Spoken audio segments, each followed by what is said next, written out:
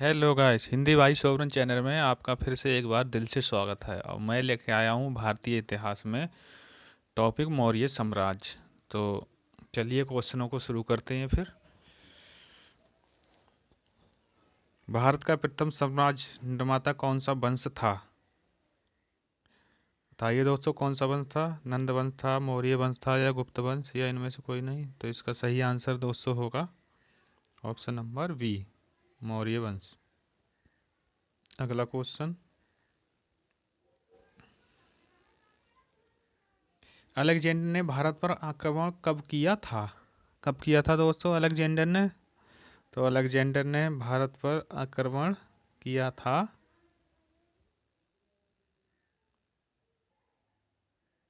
तो इसका right answer क्या होगा दोस्तों? ऑप्शन नंबर ए, ईसा से 326 वर्ष पूर्व। चलिए अगला क्वेश्चन। हाई डेस्पीच युद्ध लड़ा गया था, किस नदी के किनारे लड़ा गया था दोस्तों? तो इसका सही आंसर क्या होगा? तो इसका सही answer option number B, Jhelum नदी के किनारे लड़ा गया था दोस्तों ये युद्ध। चलिए अगला क्वेश्चन। सिकंदर द्वारा पोरस की पराजय किस युद्ध में हुई थी? किस युद्ध में हुई थी दोस्तों? तो इसका सही आंसर होगा ऑप्शन नंबर डी, झेलम पे। चलिए नेक्स्ट क्वेश्चन। 326 ईसा पूर्व उत्तर पश्चिम भारत में सिकंदर का अतिक्रमण इनमें से किसके काल में हुआ? किसके काल में हुआ था दोस्तों? अजातशत्रु, या नंद वंश, या चंद्रगुप्त मौर्य, या शिशुनाग? तो इसका सही आंसर ऑप्शन नंबर बी, नंद वंश के समय में। अगला क्वेश्चन। मेगस मेगस्थनीज किसके दरबार में था? चंद्रगुप्त मौर्य का था, या अशोक के, या हर्ष, या इनमें से कोई नहीं?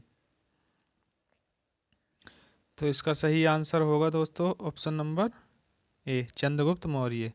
दोस्तों मैं ये क्वेश्चन करवा रहा हूँ, ये समझो एग्जाम में बिल्कुल ऐसे ही रूबरू रखे हुए मिलते हैं, कोई फालतू क्वेश्चन नहीं करवा रहा हूँ दोस्तों।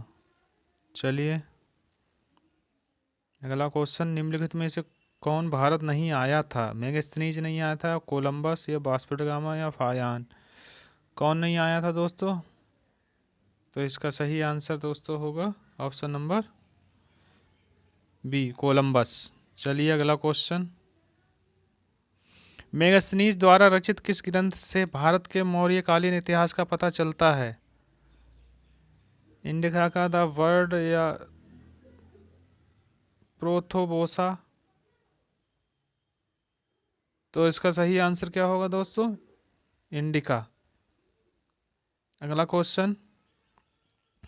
अपने साम्राज्य के विस्तार में चंद्रगुप्त मौर्य की सहायता की थी, किसने की थी दोस्तों? तो इसका सही आंसर क्या होगा? वौध्यान ने की थी, या उपगुप्त ने की थी, या चाणक्य ने की थी, या शूद्रक ने की थी? तो इसका सही आंसर दोस्तों होगा ऑप्शन नंबर डी, चाणक्य। अगला क्वेश्चन। प्राचीन भारत का वह प्रसिद्ध शासक जिसने अपने जीवन के अंतिम दिनों में जैन धर्म अपनाया, किसने अपनाया था दोस्तों? तो इसका सही आंसर होगा चंद्रगुप्त, या अशोक, समुद्रगुप्त, या बिंदुसार? तो राइट आंसर इसका ऑप्शन नंबर ए, चंद्रगुप्त ने। अगला क्वेश्चन।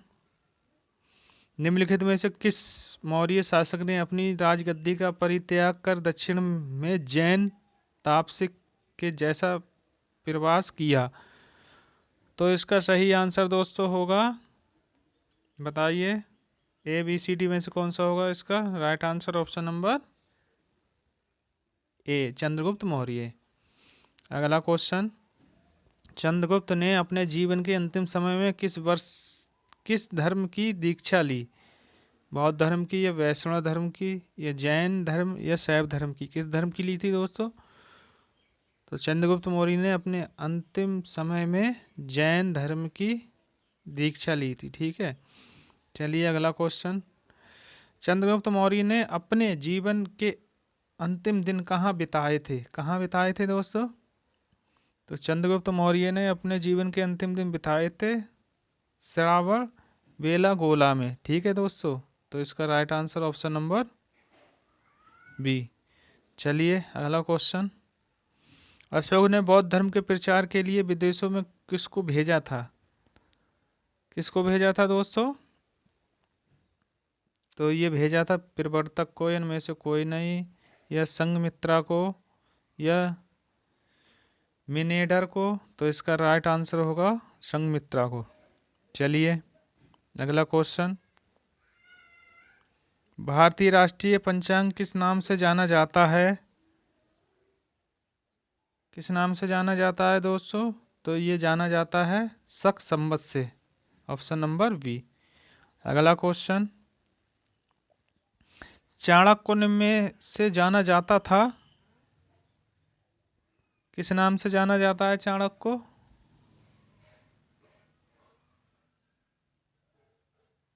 तो इसका राइट आंसर क्या होगा दोस्तों? Option number B, Vishnugupta. अगला क्वेश्चन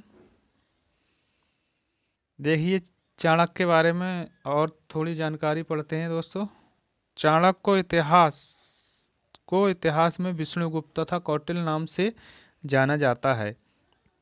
पुराणों में उन्हें द्विजर सब श्रेष्ठ ब्राह्मण कहा गया है। उन्होंने राज शासन के ऊपर अर्थशास्त्र नामक प्रसिद्ध ग्रंथ की रचना की।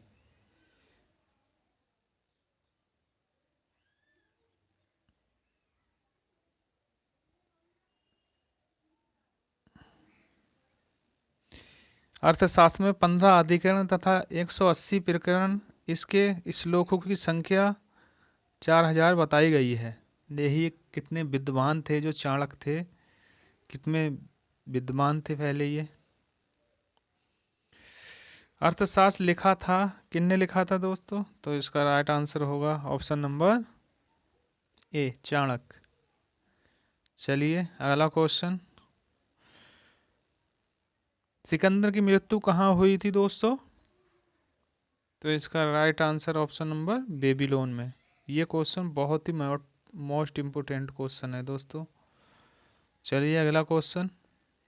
और ये हुई थी 323 ईस्वी में बेबीलोन में हुई थी। ठीक है दोस्तों। निम्नलिखित में से कौन भारत का प्राचीनतम राजवंश है? कौन सा है दोस्तों? तो ये भारत का प्राचीनतम राजवंश ऑप्शन नंबर सी, मौर्य वंश। अगला क्वेश्चन। निम्नलिखित में से प्राचीनतम राजवंश कौन सा है?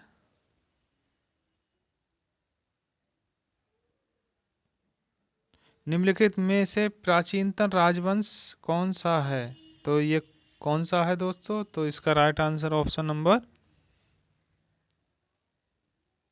बी, नंदवंश। और ये क्वेश्चन दोस्तों पूछा है निम्नलिखित में से कौन सा भारत का प्राचीनतम राजवंश? वो मौर्य है। ठीक है दोस्तों। और इसमें से पूछा है निम्नलिखित में से प्राचीनतम राजवंश कौन सा है? तो वो है नंदवंश। ठीक है दोस्तों, कंफ्यूज मत होना, भारत का है मौर्य और प्राचीनतम राजवंश कौन सा है? नंदवंश। चलिए अगला क्वेश्चन। निम्नलिखित में से अशोक का उत्तरदायी कौन था? कुणाल था, बिंदुसार, राहुल, या कोई नहीं? बताइए कौन था। तो इसका सही आंसर क्या होगा दोस्तों? इसका सही answer option number A, Kunal.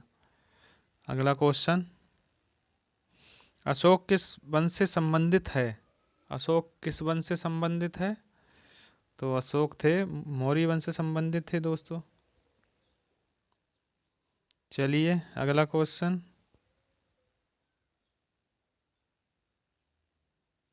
Brahmi लिपि को किसने स्पष्ट किया? किसने स्पष्ट किया था दोस्तों? तो इसका सही आंसर होगा option number B, James Prinsep ने। चलिए अगला क्वेश्चन।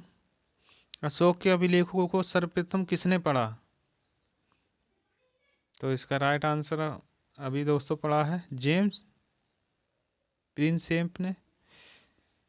चलिए अगला क्वेश्चन।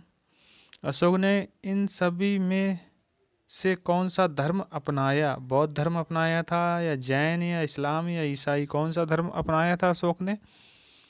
तो अशोक ने अपनाया था जैन, बौद्ध धर्म। चलिए अगला क्वेश्चन। अपने अभिलेखों में प्रायः जिस नाम से अशोक संदर्भित है वह है कौन सा है? तो ये है प्रियदर्शी, ऑप्शन नंबर ए। अगला क्वेश्चन। सम्राट अशोक में पर कलिंग युद्ध के प्रभाव को निम्न पर देखा जा सकता है: स्तंभ आलेख, या चट्टान आलेख, या उत्खनन, या कोई नहीं? तो इसका सही आंसर होगा दोस्तों ऑप्शन नंबर बी, चट्टान आलेख। अगला क्वेश्चन। किस स्थान के निकट प्रसिद्ध कलिंग युद्ध लड़ा गया था? किस स्थान के निकट लड़ा गया था? तो दोस्तों इसका सही आंसर ढौली के अंतर्गत। अगला क्वेश्चन। सारनाथ में किस सम्राट का स्तंभ है? किसका है दोस्तों? तो सारनाथ में अशोक का स्तंभ है दोस्तों। ठीक है, ये भी क्वेश्चन बहुत आता है। चलिए अगला क्वेश्चन। अशोक ने अपने शिलालेखों में अपने समकालीन दक्षिण की किस राज्य का उल्लेख नहीं किया था? किस राज्य का नहीं किया था? तो इसका right answer option number C, Kushan का नहीं किया था दोस्तों। अगला क्वेश्चन। मौर्य साम्राज्य में प्रचलित मुद्रा का नाम क्या था? पर्ण, या काकड़ी, या तोल, दीनार, या कोई नहीं? तो राइट आंसर क्या होगा दोस्तों? इसका राइट आंसर होगा पर्ण, ऑप्शन नंबर ए। अगला क्वेश्चन। निम्नलिखित में से कौन मौर्य वंश का शासक नहीं है? अजातशत्रु, चंद्रगुप्त मौर्य, अशोक, या बिंदुसार? तो इसका राइट आंसर ऑप्शन नंबर होगा ए, अजातशत्रु नहीं था दोस्तों। ठीक है, चलिए नेक्स्ट क्वेश्चन। मौर्य वंश का अंतिम राजा कौन था? ये क्वेश्चन भी इम्पोर्टेंट है दोस्तों, बताइए कौन था? तो इसका राइट आंसर होगा बृहदत्त। चलिए अगला क्वेश्चन। प्रसिद्ध सांची स्तंभ किसके समय में बना था? किसके समय में बना था दोस्तों सांची स्तंभ? तो सांची स्तंभ बना था ये अशोक के समय में। ठीक है दोस्तों। अगला क्वेश्चन। पाटलिपुत्र निम्नलिखित में से किन नदियों के संगम पर बसा है? किस नदियों के संगम पर बसा है? तो इसका राइट आंसर होगा गंगा और सोन नदी के संगम पर। ठीक है दोस्तों। अगला क्वेश्चन। ईसा पूर्व द्वितीय सदी में कागज बनाने की कला को किसने खोजा? किसने खोजा था दोस्तों? तो ये खोजा था चीनियों ने। ठीक है दोस्तों, जिसे हम चाइना कहते हैं। चलिए, चाणक्य किसका प्रधानमंत्री था? किसका था दोस्तों? तो इसका सही आंसर होगा option number A, Chandragupta Maurya का। अगला क्वेश्चन। कौन सी नदी सिकंदर महान के भारत आक्रमण की सन्निकट सीमा पर थी? कौन सी नदी थी दोस्तों सन्निकट पूर्वी सीमा थी? कौन सी थी? तो ये थी दोस्तों ब्यास।